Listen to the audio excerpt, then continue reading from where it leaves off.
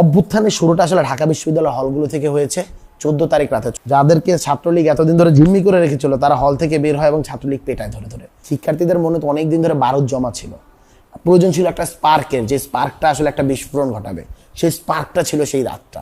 হাসিনাকে স্বৈরাচার বলা, তুই রাজাকার বলা, তুই সম্বোধন করা, এই ব্যাপারগুলো আসলে এখন যতটা ইজি মনে হয় ঠিক 1 বছর আগে যেটা কল্পনাতেই ছিল। আমরা স্লোগান দিচ্ছিলাম ক্যাম্পাস আমার বাড়িঘর, ক্যাম্পাস আমরা ছাড়বো না। যতগুলো শিক্ষার্থী ক্যাম্পাস থেকে বেরোচ্ছিল প্রত্যেকের চোখে হলো গিয়ে চোখে পানি এবং হলো গিয়ে চোখে মুখে আর একটা ছিল রাগ, ঘৃণা।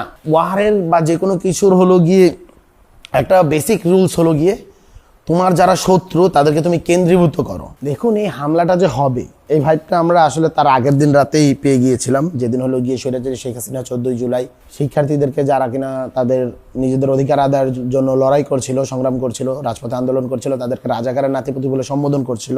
এইটা আসলে আমাদের প্রত্যেকের ডিগনিটিতে লাগে। আমরা তো আশরাফুল মাখলুকাত, সৃষ্টির সেরা জীব। অন্যান্য প্রাণীর সাথে আমাদের যে পার্থক্য সেটা হলো ডিগনিটিতে, আমাদের মনুষ্যত্বে।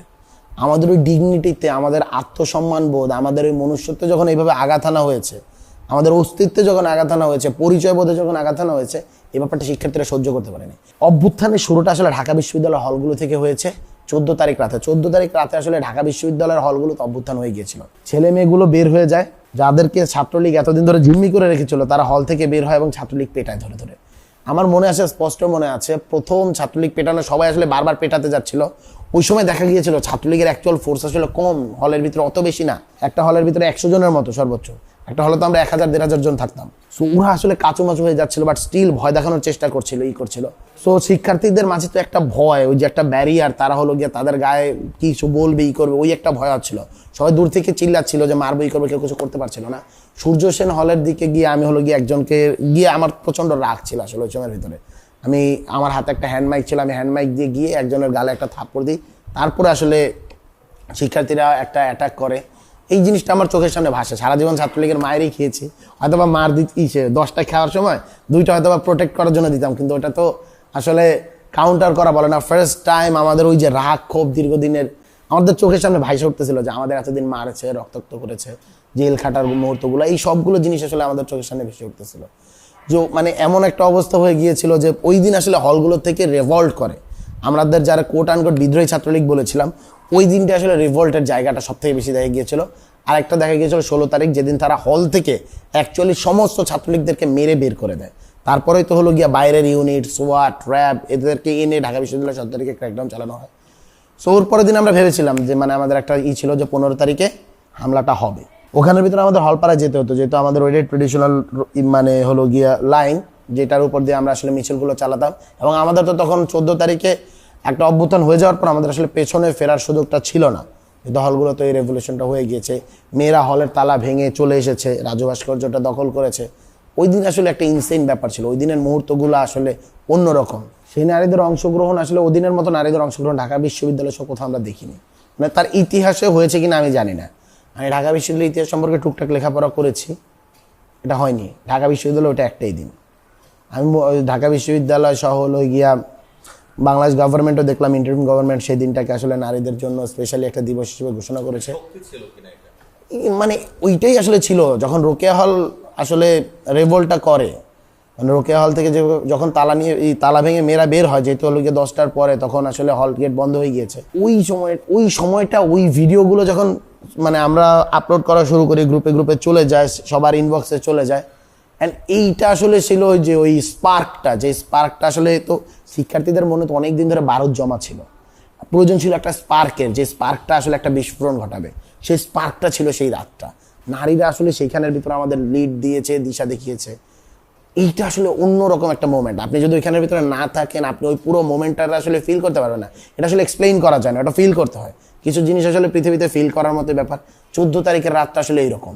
মানে হাসিনাকে রাজাকার বলা, ছাত্রলীগের দখলকৃত ক্যাম্পাসে হাসিনাকে স্বৈরাচার বলা, তুই রাজাকার বলা, তুই সম্বোধন করা, এই ব্যাপারগুলো আসলে এখন যতটা ইজি মনে হয় ঠিক 1 বছর আগে যেটা কল্পনাতেই ছিল, সেটাও ঢাকা বিশ্ববিদ্যালয়ের মতো জায়গায় হলের মেয়েরা বলছে, হলের ছেলেরা বলছে। মানে এটা কল্পনা করা, ইমাজিন করাটা খুব কঠিন। খুব অল্প কিছু মানুষ এই জিনিসটা ভাবতো। আমরা একটা চিন্তা ভাবনা ছিল আমাদের সবসময় যে হল থেকে রেভল্ট করতে হবে। ঢাকা বিশ্ববিদ্যালয় হলগুলো যেদিন মুক্ত হয়ে যাবে তার 15 দিনের মাথা হলো গিয়ে গণভবন হাসিনা থেকে মুক্ত হবে। এইটা আমাদের একদম পারফেক্ট বোঝাপড়া ছিল। এবং এই জিনিসটা যেদিন হয়েছিল আমরা বলছিলাম যে শেখ হাসিনা ইজ ডেড। শেখ হাসিনা কিভাবে পালাবে, কিভাবে শেষ হবে, এটা আমরা জানতাম না। শেখ হাসিনার চ্যাপ্টার ক্লোজ, বিকজ হলগুলো যখন মুক্ত হয়ে যায়। দেখুন, আমি আপনাকে একটা স্ট্র্যাটেজিক জায়গা বলি, ধরিয়ে দিই। সেটা হলো গিয়ে 17 তারিখ যেভাবে হলো ঢাকা বিশ্ববিদ্যালয়ে ক্র্যাকডাউন চালানো হয়, তারপরে তো শিক্ষার্থীদেরকে হল থেকে বের করে দেওয়া হয়, অন্যান্য ক্যাম্পাসগুলোতে সেই একই ধরনের কাজকর্ম করা হয়। সো এর ফলে যে জিনিসটা দেখা গিয়েছে যে শিক্ষার্থীরা চারপাশে ছড়িয়ে পড়ে, নিজেদের বাসায় ছড়িয়ে যায়। এই যে ছেলেটা দেখেছে তার বোনদেরকে মেরেছে, তার ভাইদেরকে মেরেছে, ততদিনে হলো 16 তারিখে আবু সাইদ, ওয়াসিমরা সব অনেকে শহীদ হয়েছেন। এই সিনারিওগুলো না শিক্ষার্থীরা মেনে নিতে পারছে না। বাট যেই যে একটা মুভমেন্ট করা, যাদের এখনো গায়ের রক্তটা গরম, যারা মার খেয়ে আসছে ক্যাম্পাস থেকে, আমরা স্লোগান দিচ্ছিলাম ক্যাম্পাস আমার বাড়িঘর, ক্যাম্পাস আমরা ছাড়বো না। যতগুলো শিক্ষার্থী ক্যাম্পাস থেকে বেরোচ্ছিল প্রত্যেকের চোখে হলো গিয়ে পানি এবং হলো গিয়ে চোখে মুখে আর একটা ছিল রাগ, ঘৃণা। তো এই রাগ ঘৃণাটা তো একদিনে সরে যায় না। তারা যেখানে যেখানে গিয়েছে সেইখানে গিয়ে হলো গিয়ে আন্দোলনটা ছড়িয়ে গিয়েছে। ওয়ারের বা যে কোনো কিছুর হলো গিয়ে একটা বেসিক রুলস হলো গিয়ে তোমার যারা শত্রু তাদেরকে তুমি কেন্দ্রীভূত করো, তুমি তো কখনো তাদেরকে ছড়ায় যেতে দিও না। তারা যদি ছড়ায় যায় সেখান থেকে নতুন নতুন ডালপালা জন্ম নেবে, তোমার কাছে নতুন নতুন শত্রু তৈরি হবে। কিন্তু শেখ হাসিনা স্ট্র্যাটেজিক্যাল এই মিস্টেকটা করেছিল, সে ক্যাম্পাসের মুভমেন্টগুলোকে সে হলো গিয়ে একটা মুভমেন্ট করেছিল। ততদিনে তো হলো গিয়ে ক্যাম্পাসের এই জিনিসটা দেখে আমি প্রথমবার এই যে ভিডিওটা দেই সেখানের ভিতরে আমি একটা কথা বলেছিলাম, ঢাকাবাসী নেমে আসুন, নেমে পড়ুন, ঢাকা বিশ্ববিদ্যালয়ের শিক্ষার্থীদেরকে বাঁচান, ওরা আমাদেরকে মেরে ফেলবে। আমরা বলতেছিলাম যে ঢাকা বিশ্ববিদ্যালয় একটা ক্র্যাকডাউন ঘটায় আসছে, ঢাকাবাসী নেমে পড়ুন। সেইখানে সবাই বলছিল আসছে, এবং ঢাকা বিশ্ববিদ্যালয়ের যে এন্ট্রি পয়েন্টগুলোতে যদিও তারা সেভাবে ঢুকতে পারেনি, বাট অনেক মানুষ আসলে সেখানের ভিতরে জড়ো হয়েছিল। দ্যাট মিনস এই যে মুভমেন্টটা সেটা এখন ক্যাম্পাসের বাইরে চলে গেছে, এটার সাথে এখন ঢাকাবাসী কানেক্টেড। এই ব্যাপারটা আসলে অন্যরকম একটা জায়গায় চলে গিয়েছে এবং আন্দোলনটাকে আসলে ম্যাস মুভমেন্টের দিকে নিয়ে যাওয়া হয়েছে।